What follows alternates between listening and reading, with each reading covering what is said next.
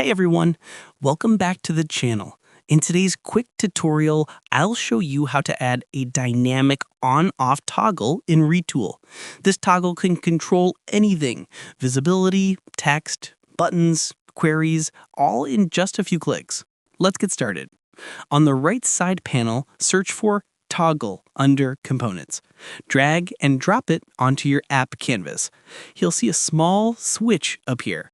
This is your toggle, and its value changes based on whether it's on or off. When the toggle is on, its value is true. When it's off, its value is false. We are going to use this value to make things dynamic. Let's make something change on the screen when we toggle the switch. Add a text component. Just drag and drop a text box. Now click on the text and go to the visibility section on the right. In the visibility field, type this.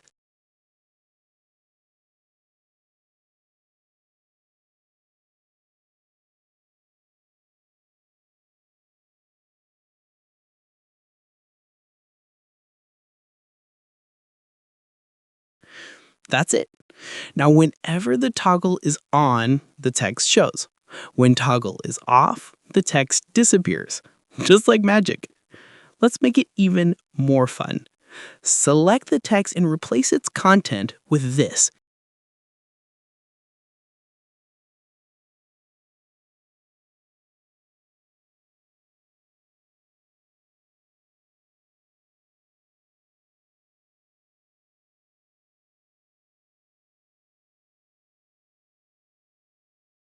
Now the message updates live based on the switch position.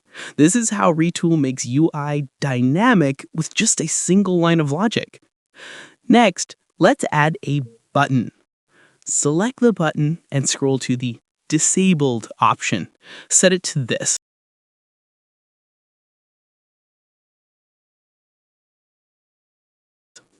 This means when toggle is on, button becomes clickable. When toggle is off, button becomes disabled. This is helpful when you want to enable actions only after a user confirmation. And that's it. You have created a fully dynamic toggle that can control visibility, text, buttons, and even trigger queries.